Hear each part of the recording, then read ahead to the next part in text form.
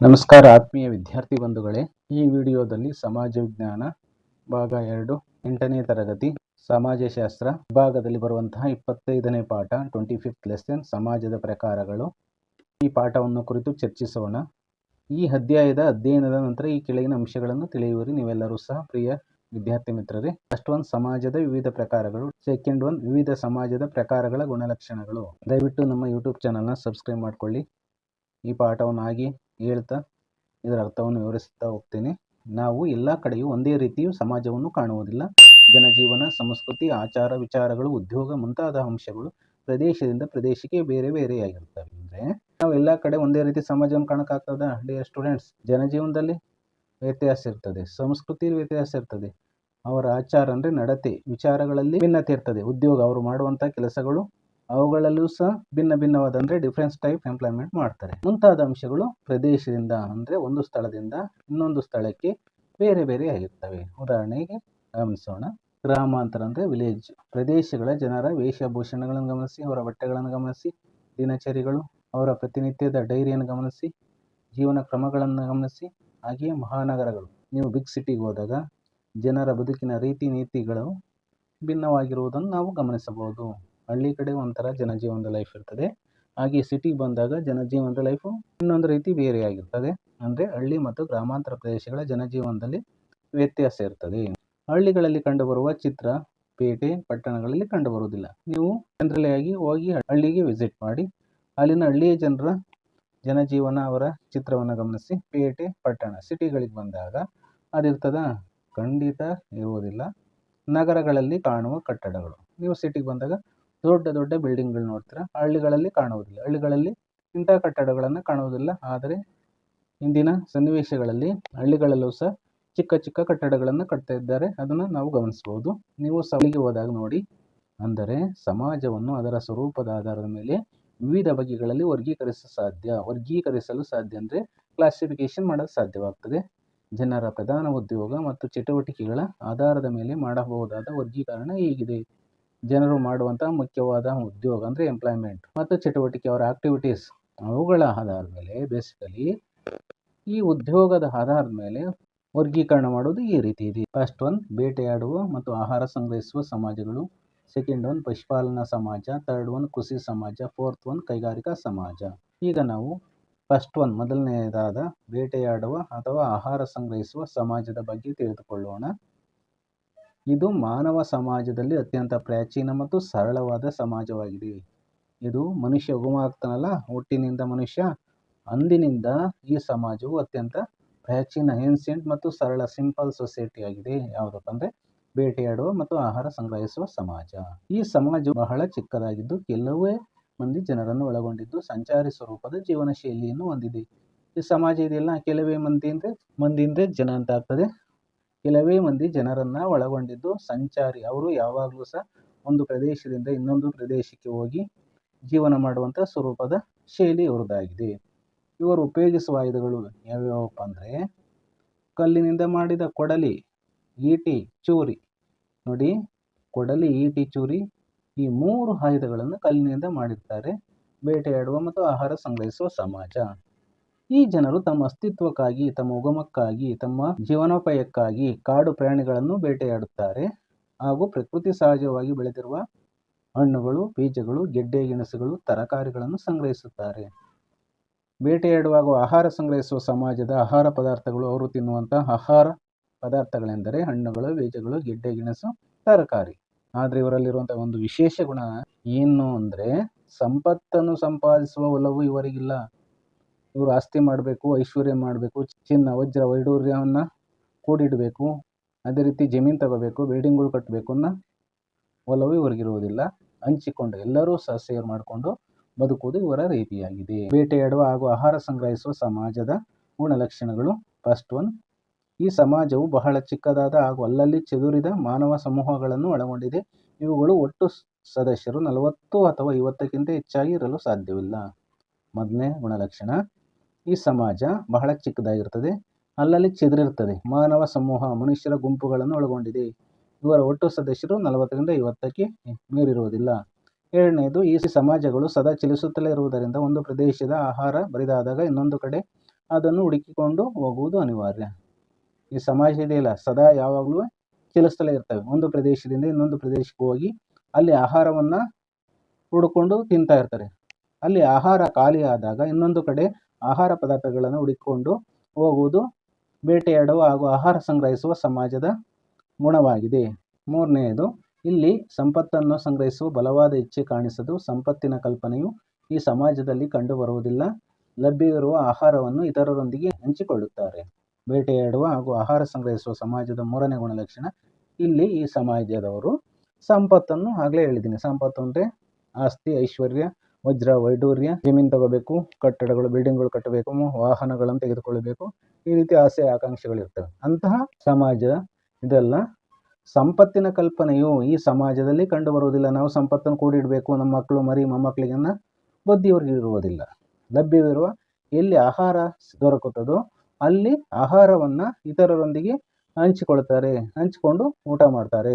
ನಾಲ್ಕನೇ ಗುಣಲಕ್ಷಣ, ಇಡೀ ಸಮಾಜವಿಲ್ಲಿ ಬಂಧುತ್ವದ ಸಂಬಂಧಗಳ ಆಧಾರದ ಮೇಲೆ ಎಣೆದುಕೊಂಡಿದೆ. ಇಡೀ ಸಮಾಜ ಇದೆಯಲ್ಲ, ಬಂಧುತ್ವ, ರಿಲೇಷನ್ಶಿಪ್, ಬಂಧು ಬಾಂಧವರು, ಆ ಸಂಬಂಧಗಳ ಆಧಾರದ ಮೇಲೆ ಎಣೆದುಕೊಂಡಿದೆ. ಅಂದರೆ ಅಪ್ಪ ಅಮ್ಮ, ಅಜ್ಜ ಅಜ್ಜಿ, ಅತ್ತೆ ಮಾವ, ತಂಗಿ ತಮ್ಮ, ಅಣ್ಣ ಅಕ್ಕ, ಚಿಕ್ಕಮ್ಮ ಚಿಕ್ಕಪ್ಪ, ದೊಡ್ಡಪ್ಪ, ನಾದಿನಿ, ಅತ್ತೆ ಸೊಸೆ, ಮಗಳು ಮೊಮ್ಮಗಳು, ಮರಿ ಮೊಮ್ಮಕ್ಕಳು, ಈ ರೀತಿ ಬಂಧುತ್ವದ ಸಂಬಂಧ ಇರ್ತದೆ ಈ ಸಮಾಜದಲ್ಲಿ. ವೈಯಕ್ತಿಕ ಅಸ್ತಿತ್ವ ಇರುವುದಿಲ್ಲ. ಇವರು ನಾವು ಇಂಡಿವಿಜುವಲ್ ಆಗಿ ನಾವೇ ಅಂತ ತೋರಿಸ್ಕೊಳಲ್ಲ. ಈ ಸಮಾಜದಲ್ಲಿ ಕುಟುಂಬ ಮತ್ತು ಬಂಧುತ್ವಗಳು ಮಾತ್ರ ಪರಸ್ಪರ ಸಂಬಂಧಿತ ಸಂಸ್ಥೆಗಳಾಗಿವೆ. ಬೇಟೆಯಾಡುವ ಮತ್ತು ಆಹಾರ ಸಂಗ್ರಹಿಸುವ ಸಮಾಜದಲ್ಲಿ ಕುಟುಂಬ ಅಂದರೆ ಫ್ಯಾಮಿಲಿ ಮತ್ತು ಬಂಧುತ್ವ, ರಿಲೇಷನ್ಶಿಪ್ ಮಾತ್ರ ಇಲ್ಲಿ ಪರಸ್ಪರ ಸಂಬಂಧಿತ ಸಂಸ್ಥೆಗಳಾಗಿವೆ. ಬೇರೆ ಸಂಸ್ಥೆಗಳಿಲ್ಲಿರುವುದಿಲ್ಲ. ಐದನೇ ಗುಣಲಕ್ಷಣ, ಇಲ್ಲಿ ರಾಜಕೀಯ ಸಂಸ್ಥೆಗಳಿಲ್ಲದಿರುವುದರಿಂದಲೇ ಆಳುವವರು ಮತ್ತು ಆಳಿಸಿಕೊಳ್ಳುವವರು ಎಂಬ ವರ್ಗಗಳಿರುವುದಿಲ್ಲ. ಈ ಸಮಾಜದಲ್ಲಿ ಯಾವುದೇ ರಾಜಕೀಯ ಸಂಸ್ಥೆ ಇರಲ್ಲ, ರಾಜಕೀಯ ಪಕ್ಷಗಳಿರಲ್ಲ. ಕಾಂಗ್ರೆಸ್, ಬಿಜೆಪಿ, ಜನತಾದಳ, SP, ಅದೇ ರೀತಿ AIP, TDP ಇಂಥ ಪಕ್ಷಗಳು ರಾಜಕೀಯ ಸಂಸ್ಥೆಗಳು ಮತ್ತು ರಾಜಕಾರಣ ಹಾಗೂ ಸರ್ಕಾರಗಳು ಇಲ್ಲಿರಲ್ಲ. ಆಳುವವರು ಮತ್ತು ಆಳಿಸಿಕೊಳ್ಳುವವರು ಎಂಬ ವರ್ಗಗಳೇ ಇರೋದಿಲ್ಲ ನೋಡಿ ಈ ಸಮಾಜದಲ್ಲಿ. ಎರಡನೆಯದು ಪಶುಪಾಲನಾ ಸಮಾಜ. ಸೆಕೆಂಡ್ ಒನ್ ಪಶುಪಾಲನಾ ಸಮಾಜ. ಈ ಹೆಸರೇ ಹೇಳುವಂತೆ ಗಮನಿಸಿ ಪ್ರಿಯ ಮಿತ್ರರೇ, ಪಶುಪಾಲನಾ ಅಂದರೆ ದನ ಕರುಗಳು, ಕುರಿ ಕೋಳಿ, ಆಡು ಮೇಕೆಗಳನ್ನು ಸಾಕುತ್ತಾ ಜೀವಿಸುವಂಥ ಸಮಾಜ ಇದಾಗಿದೆ. ಇದ್ರ ಬಗ್ಗೆ ತಿಳಿದುಕೊಳ್ಳೋಣ. ತಮ್ಮ ಜೀವನಾಧಾರಕ್ಕೆ ಪೂರಕವಾಗಿ ಪಶುಗಳನ್ನು ಹಿಂಡಾಗಿ ಸಾಕುವ ಸಮಾಜವೇ ಪಶುಪಾಲನಾ ಸಮಾಜ. ತಮ್ಮ ಜೀವನಾಧಾರ ಅಂದರೆ ಜೀವನವನ್ನು ಸಾಗಿಸುವುದಕ್ಕೆ ಪೂರಕವಾಗಿ ಪಶುಗಳು ಅಂದರೆ ದನ, ಕುರಿ, ಕೋಳಿ, ಎಮ್ಮೆ, ಕೋಣ, ಆಡು, ಮೇಕೆ ಇಂತಹದು ಹಿಂಡು ಅಂದರೆ ಗುಂಪಾಗಿ ಸಾಕುವ ಸಮಾಜವೇ ಪಶುಪಾಲನಾ ಸಮಾಜ ಆಗಿದೆ. ಇಲ್ಲಿ ಜನರು ಜೀವನೋಪಾಯದ ಅಗತ್ಯಗಳನ್ನು ಪಶುಪಾಲನೆ, ಬೇಟೆಯಾಡುವಿಕೆ, ಆಹಾರ ಸಂಗ್ರಹಿಸುವಿಕೆಗಳಿಂದ ಪೂರೈಸಿಕೊಳ್ಳುತ್ತಾರೆ. ಇವರ ಜೀವನೋಪಾಯ ಹೇಗಿರ್ತದಪ್ಪ ಅಂದರೆ ಪಶುಪಾಲನೆ ಮಾಡ್ತಾರೆ. ದನ, ಎಮ್ಮೆ, ಕುರಿ, ಕೋಳಿ, ಕೋಣ, ಆಡು, ಮೇಕೆ ಮುಂತಾದ ಪ್ರಾಣಿ ಪಕ್ಷಿಗಳನ್ನು ಸಾಕ್ತಾರೆ. ಬೇಟೆಯಾಡುವಿಕೆ, ಇವರು ಪ್ರಾಣಿಗಳನ್ನು ಬೇಟೆಯಾಡ್ತಾರೆ. ಆಹಾರ ಸಂಗ್ರಹಿಸುವಿಕೆಗಳಿಂದ ಪೂರೈಸಿಕೊಳ್ತಾರೆ. ಫುಡ್ ಕಲೆಕ್ಟ್ ಮಾಡೋದು, ಕಾಡಿನಲ್ಲಿ ಅಥವಾ ಬೇರೆ ಇತರೆ ಕಡೆಗಳಲ್ಲಿ ಸಿಕ್ಕುವಂಥ ಆಹಾರಗಳನ್ನು ಸಂಗ್ರಹಿಸಿಕೊಳ್ಳೋದು, ಇವುಗಳನ್ನು ಪೂರೈಸಿಕೊಳ್ತಾರೆ. ಯಾವ್ಯಾವ ದೇಶದಲ್ಲಿ ಕಂಡು ಬರುತ್ತಪ್ಪ ಅಂದರೆ ಆಫ್ರಿಕಾ ಖಂಡ ದೇಶಗಳು ಮತ್ತು ಮಧ್ಯ ಏಷ್ಯಾದ ಕೆಲವು ಪ್ರದೇಶಗಳಲ್ಲಿ ಇಂದಿಗೂ ಪಶುಪಾಲನಾ ಸಮಾಜಗಳಿರುವುದು ಕಂಡು ಬರ್ತದೆ. ಹಾಗಾದ್ರೆ ಈ ಸಮಾಜದ ಗುಣಲಕ್ಷಣಗಳು ಯಾವ್ಯಾವು ಎಂದರೆ, ಫಸ್ಟ್ ಒನ್, ಈ ಸಮಾಜ ಗಾತ್ರದಲ್ಲಿ ದೊಡ್ಡದಾಗಿದ್ದು ಕೆಲವೊಮ್ಮೆ ನೂರಾರು ಹಾಗೂ ಸಾವಿರಾರು ಜನರನ್ನು ಒಳಗೊಂಡಿರುತ್ತದೆ. ನೋಡಿ, ಪಶುಪಾಲನಾ ಸಮಾಜ ಇದೆಯಲ್ಲ, ಇದು ಬಹಳ ದೊಡ್ಡ ಗಾತ್ರದ ಸಮಾಜ. ನೂರಾರು ಹಾಗೂ ಸಾವಿರಾರು ಜನರನ್ನು ಒಳಗೊಂಡಿರುತ್ತದೆ ಪಶುಪಾಲನಾ ಸಮಾಜ. ಆದರೆ ಬೇಟೆಯಾಡುವ ಮತ್ತು ಆಹಾರ ಸಂಗ್ರಹಿಸುವ ಸಮಾಜ 40ರಿಂದ 50ಕ್ಕಿಂತ ಹೆಚ್ಚಾಗಿ ಜನ ಇರಲ್ಲ. ಉದಾಹರಣೆ ಗಮನಿಸಿ, ಭಕ್ತಿಯರಿ ಸಮುದಾಯವು ಇಂದಿಗೂ 5,000ರಿಂದ 1,50,000 ಮಂದಿಯನ್ನು ಒಳಗೊಂಡಿದೆಯಂತೆ. ಅಂದರೆ ಬಹಳ ದೊಡ್ಡ ಗಾತ್ರದ ಸಮಾಜ ಪಶುಪಾಲನಾ ಸಮಾಜವಾಗಿದೆ. ಎರಡನೇ ಗುಣಲಕ್ಷಣ, ಈ ಸಮಾಜ ಸಾಮಾನ್ಯವಾಗಿ ಹುಲ್ಲುಗಾವಲು ಪ್ರದೇಶಗಳಲ್ಲಿ, ಗ್ರಾಸ್ಲ್ಯಾಂಡ್ ಏರಿಯಾಗಳಲ್ಲಿ, ಬೆಟ್ಟ ಗುಡ್ಡ ಪ್ರದೇಶಗಳಲ್ಲಿ, ಮರುಭೂಮಿ ಮತ್ತು ಕೃಷಿಗೆ ಅನುಕೂಲವಿಲ್ಲದ ಪ್ರದೇಶಗಳಲ್ಲಿ ಕಾಣಬಹುದು. ಯಾಕಪ್ಪ ಅಂದರೆ ಮೊದಲೇ ಹೆಸರೇ ಸೂಚಿಸುವಂತೆ ಪಶುಪಾಲನಾ ಸಮಾಜ. ಇವರು ಹಾಗಾದ್ರೆ ಎಲ್ಲಿರ್ತಾರೆ ಅಂದರೆ ಪಶುಪಾಲನೆಯನ್ನು ಮಾಡಿಕೊಂಡು ಹುಲ್ಲುಗಾವಲು ಪ್ರದೇಶಗಳಲ್ಲಿ ಇರ್ತಾರೆ. ಯಾಕೆಂದರೆ ಪ್ರಾಣಿಗಳನ್ನು ಅಂದರೆ ಕರುಗಳನ್ನು, ಆಡು, ಮೇಕೆ, ಕುರಿ ಮುಂತಾದವುಗಳನ್ನು ಮೇಯಿಸಲು ಹುಲ್ಲುಗಾವಲು ಬೇಕೇ ಬೇಕು. ಅಂತಹ ಪ್ರದೇಶಗಳಲ್ಲಿ ಇವರು ಇರ್ತಾರೆ. ಹಾಗೂ ಬೆಟ್ಟ ಗುಡ್ಡ ಪ್ರದೇಶಗಳಲ್ಲೂ ಸಹ, ಮರುಭೂಮಿ ಡೆಸರ್ಟ್ ಮತ್ತು ಕೃಷಿಗೆ ಅನುಕೂಲವಿಲ್ಲದ ಪ್ರದೇಶಗಳಲ್ಲಿ ಹೆಚ್ಚಾಗಿ ಕಾಣಬಹುದು ಪಶುಪಾಲನಾ ಸಮಾಜದ ಜನರನ್ನು. ಮಕ್ಕಳೇ, ಇಂತಹ ಪ್ರದೇಶಗಳು ಪಶುಪಾಲನೆಗೆ ಸಹಕಾರಿಯಾಗಿರ್ತವೆ. ಇದರಿಂದ ಇವರ ಮುಖ್ಯ ಕಸುಬು ಪಶುಪಾಲನೆ ಆಗಿರುತ್ತದೆ. ಮೂರನೇ ಗುಣಲಕ್ಷಣ, ಈ ಸಮಾಜದಲ್ಲಿ ಯಾರು ಹೆಚ್ಚು ಪಶುಗಳ ಒಡೆತನ ಹೊಂದಿರುತ್ತಾರೋ ಅವರು ಉಳಿದವರಿಗಿಂತ ಹೆಚ್ಚು ಪ್ರಭಾವಶಾಲಿಯಾಗಿರುತ್ತಾರೆ. ಈ ಸಮಾಜದಲ್ಲಿ ಹಣ ಮುಖ್ಯ ಇಲ್ಲ, ಆದ್ರೆ ಏನ್ ಮುಖ್ಯಪ್ಪ ಅಂದ್ರೆ ಪಶುಗಳು ಅಂದ್ರೆ ದನ ಕರುಗಳು, ಎಮ್ಮೆ ಕೋಣ, ಆಡು ಮೇಕೆ, ಇಂಥವುಗಳನ್ನ ಪಶುಗಳು ಅಂತ ಕರಿತೀವಿ. ಆದ್ರೆ ಓನರು ಪಶುಗಳ ಒಡೆತನ ಇರುತ್ತದಲ್ಲ, ಅದನ್ನ ಜಾಸ್ತಿ ಯಾರು ಹೊಂದಿರ್ತಾರೋ ಅವರು ಬಹಳ ಪ್ರಭಾವಶಾಲಿಯಾಗಿರ್ತಾರೆ. ಅವರೇ ಶ್ರೀಮಂತರೆನಿಸಿಕೊಂಡು ಇತರರಿಗೆ ನಾಯಕರಾಗ್ತಾರೆ. ಅವರು ರಿಚ್ ಆಗಿರ್ತಾರೆ, ಇತರೆ ಈ ಸಮಾಜದ ಜನರಿಗೆ ಲೀಡರ್ ಆಗಿರ್ತಾರೆ. ಪಶುಪಾಲನಾ ಸಮಾಜ ಅರ್ಥವಾಯ್ತಲ್ಲ ಮಕ್ಕಳ. ಮೂರನೇ ಸಮಾಜ ಕೃಷಿಕ ಸಮಾಜ. ಹೆಸರೇ ಹೇಳುವಂತೆ ವ್ಯವಸಾಯವನ್ನು ಮಾಡಿ ಬದುಕುವಂತ ಸಮಾಜ ಇದಾಗಿದೆ.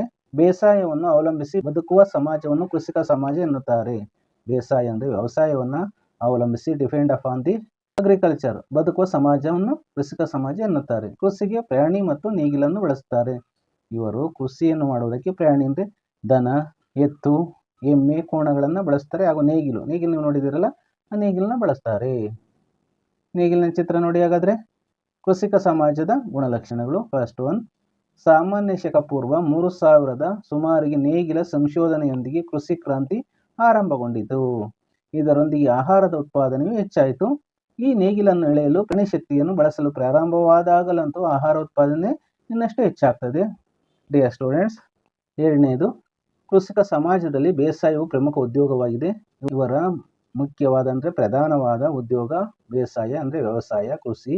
ಆದುದರಿಂದಲೇ ಜನರು ಒಂದೇ ಕಡೆ ನೆಲೆಸಿದರು. ಕೃಷಿಯನ್ನು ಮಾಡಕ್ಕೆ ಜನರು ಒಂದೇ ಕಡೆ ನೆಲೆಸಿದರು ಈ ಸಮಾಜದಲ್ಲಿ. ಇದರಿಂದಾಗಿ ಗ್ರಾಮಗಳು ಅಂದ್ರೆ ಹಳ್ಳಿಗಳು ಹುಟ್ಕೊಂಡು. ಹಳ್ಳಿಗಳು ಯಾರಿಂದ ಹುಟ್ಕೊಂಡು ಅಂದ್ರೆ ಕೃಷಿಕ ಸಮಾಜದವರಿಂದ ಹುಟ್ಕೊಂಡವು. ಮೂರನೆಯ ಗುಣಲಕ್ಷಣ, ಇಲ್ಲಿ ಹೆಚ್ಚಿನ ಆಹಾರದ ಉತ್ಪಾದನೆ ಸಾಧ್ಯವಾದುದರಿಂದ ಎಲ್ಲರೂ ಗಂಟೆಗಟ್ಟಲೆ ದುಡಿಯಬೇಕಾದ ಅವಶ್ಯಕತೆ ಇರಲಿಲ್ಲ. ಆದುದರಿಂದ ಹೆಚ್ಚಿನ ಸಂಖ್ಯೆಯ ಜನರು ತಮ್ಮನ್ನು ಇನ್ನಿತರ ಕೆಲಸ ಕಾರ್ಯಗಳಲ್ಲಿ ತೊಡಗಿಸಿಕೊಂಡಿದ್ದರಿಂದ ವಿವಿಧ ಕೌಶಲ್ಯಗಳು ರೂಪುಗೊಂಡವು. ಪ್ರಿಯ ಮಕ್ಕಳೇ, ಇದನ್ನು ಗಮನಿಸಿ. ಇಲ್ಲಿ ಹೆಚ್ಚಿನ ಆಹಾರ ಉತ್ಪಾದನೆ ಸಾಧ್ಯ ಆಗ್ತದೆ. ಎಲ್ಲರೂ ಸಹ ಗಂಟೆಗಟ್ಟಲೆ ದುಡಿಬೇಕಾದಂಥ ಅವಶ್ಯಕತೆ ಇರಲಿಲ್ಲ. ಉತ್ಪಾದನೆ ಹೆಚ್ಚಾಗಿರ್ತದೆ ಆಹಾರದಲ್ಲಿ.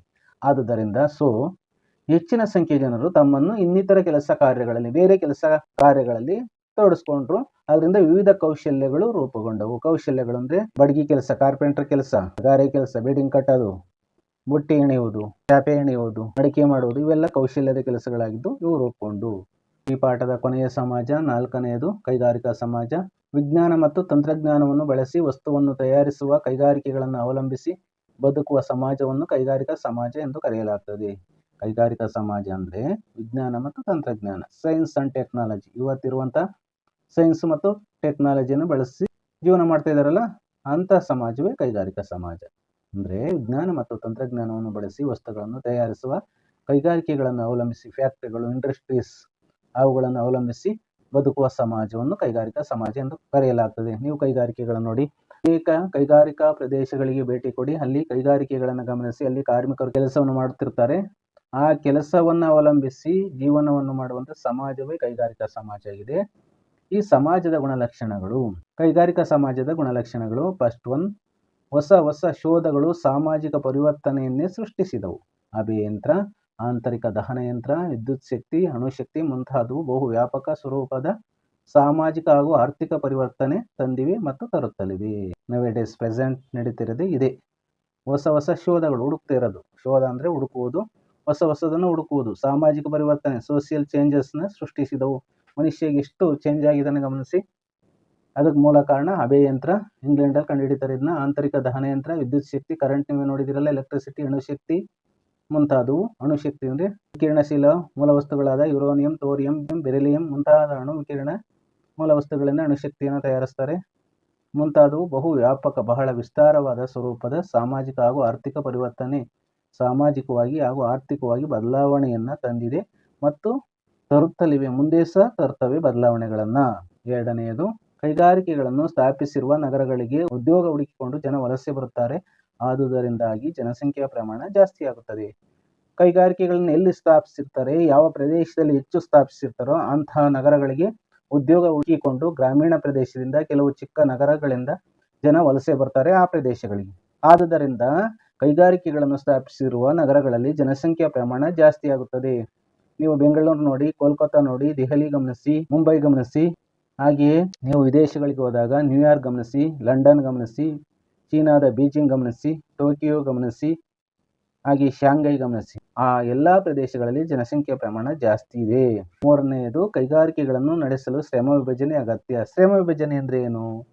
ಕೌಶಲ್ಯದ ಆಧಾರದ ಮೇಲೆ ಕೆಲಸ ವಿಂಗಡಿಸುವುದು. ಆ ಮನುಷ್ಯ ಯಾವ ಸ್ಕಿಲ್ ಅನ್ನು ಪಡ್ಕೊಂಡಿದ್ದಾನೆ, ಅವನಿಗೆ ಎಲೆಕ್ಟ್ರಿಸಿಟಿಯ ಬಗ್ಗೆ ಕೆಲಸ ಮಾಡಕ್ ಗೊತ್ತಿದೆಯಾ, ಅಥವಾ ಪ್ಲಂಬಿಂಗ್ ಬಗ್ಗೆ ಕೆಲಸ ಮಾಡೋದು ಗೊತ್ತಿದೆಯಾ, ಅಥವಾ ಗಾರ್ಮೆಂಟ್ಸ್ ಅಲ್ಲಿ ಬಟ್ಟೆ ಹೊಲಿತಾರಲ್ಲ ಟೈಲರಿಂಗ್ ಕೆಲಸ ಮಾಡೋದಕ್ಕೆ ಗೊತ್ತಿದೆಯೋ ಅನ್ನುವ ಆಧಾರದ ಮೇಲೆ ಕೆಲಸವನ್ನ ಡಿವೈಡ್ ಮಾಡುವುದು. ಇದನ್ನೇ ಸ್ಕಿಲ್ ಅಂತ ಕರೀತಾರೆ. ಕೈಗಾರಿಕಾ ಸಮಾಜದ ಎಲ್ಲಾ ರಂಗಗಳಲ್ಲೂ ಶ್ರಮ ವಿಭಜನೆ ಕಂಡು ಬರ್ತದೆ. ಕೈಗಾರಿಕಾ ಸಮಾಜ ಇರ್ತದಲ್ಲ, ಎಲ್ಲಾ ರಂಗಗಳಲ್ಲೂ ಎಲ್ಲಾ ಕ್ಷೇತ್ರಗಳಲ್ಲೂ ಅಲ್ಲಿ ಹೋಗಿ ಶ್ರಮ ಅಂದ್ರೆ ಕೆಲಸದ ವಿಭಜನೆ ಕಂಡು ಬರ್ತದೆ. ನೀವು ಉದಾಹರಣೆಗೆ ಗಾರ್ಮೆಂಟ್ಸ್ ಫ್ಯಾಕ್ಟ್ರಿ ಹೋಗಿ ಗಮನಿಸಿ, ಅಲ್ಲಿ ಬಟ್ಟೆಯನ್ನ ಯಾರು ಸ್ಟಿಚ್ ಮಾಡ್ತಾರೋ ಅವ್ರು ಟೈಲರ್ ಆಗಿರ್ತಾರೆ, ಅವ್ರಿಗೆ ಹೆಲ್ಪರ್ ಇರ್ತಾರೆ, ಫೀಡಿಂಗ್ ಹೆಲ್ಪರ್ ಇರ್ತಾರೆ, ಸೂಪರ್ವೈಸರ್ ಇರ್ತಾರೆ, ಅವ್ರ ಮೇಲೆ ಅಸಿಸ್ಟೆಂಟ್ ಮ್ಯಾನೇಜರ್ ಇರ್ತಾರೆ, ಜನರಲ್ ಮ್ಯಾನೇಜರ್ ಇರ್ತಾರೆ, ಓನರ್ ಇರ್ತಾರೆ. ನಾಲ್ಕನೇದು, ಒಂದು ದೃಷ್ಟಿಯಿಂದ ಮನುಷ್ಯ ಸಮಾಜದ ಉತ್ಕ್ರಾಂತಿಯ ಹಂತಗಳಾಗಿ ಈ ವರ್ಗೀಕರಣವನ್ನು ನೀಡಲು ಸಾಧ್ಯವಿದೆ. ಒಂದು ದೃಷ್ಟಿಯಿಂದ ನಾವು ನೋಡೋದಾದ್ರೆ ಕೈಗಾರಿಕಾ ಸಮಾಜವನ್ನ ಮನುಷ್ಯ ಸಮಾಜದ ಏಳಿಗೆ, ಉತ್ಕ್ರಾಂತಿ ಅಂದ್ರೆ ಉತ್ಕೃಷ್ಟವಾದ ಕ್ರಾಂತಿ, ಅವನ ಅಭಿವೃದ್ಧಿಯ ಸೂಚಕವಾದ ಬೆಳವಣಿಗೆ ಹಂತಗಳಾಗಿಯೂ ಈ ವರ್ಗೀಕರಣ, ಈ ಕ್ಲಾಸಿಫಿಕೇಶನ್ ನೀಡಲು ಸಾಧ್ಯವಾಗಿದೆ. ಡಿಯರ್ ಸ್ಟೂಡೆಂಟ್ಸ್, ಇದುವರೆಗೂ ಅಧ್ಯಾಯ 75 ಸಮಾಜದ ಪ್ರಕಾರಗಳು, ಸಮಾಜಶಾಸ್ತ್ರದಲ್ಲಿ ಈ ಪಾಠ ಬರುತ್ತದೆ. ಈ ಪಾಠವನ್ನು ನಾನು ವಿವರಿಸಿದ್ದೇನೆ. ಈ ಪಾಠದ ವಿಡಿಯೋವನ್ನು ಲೈಕ್ ಮಾಡಿ, ಕಮೆಂಟ್ ಮಾಡಿ, ಶೇರ್ ಮಾಡಿ, ನಮ್ಮ ಯೂಟ್ಯೂಬ್ ಚಾನಲ್ನ ಸಬ್ಸ್ಕ್ರೈಬ್ ಮಾಡ್ಕೊಳ್ಳಿ. ಎಲ್ಲರಿಗೂ ಸಹ ಧನ್ಯವಾದಗಳು.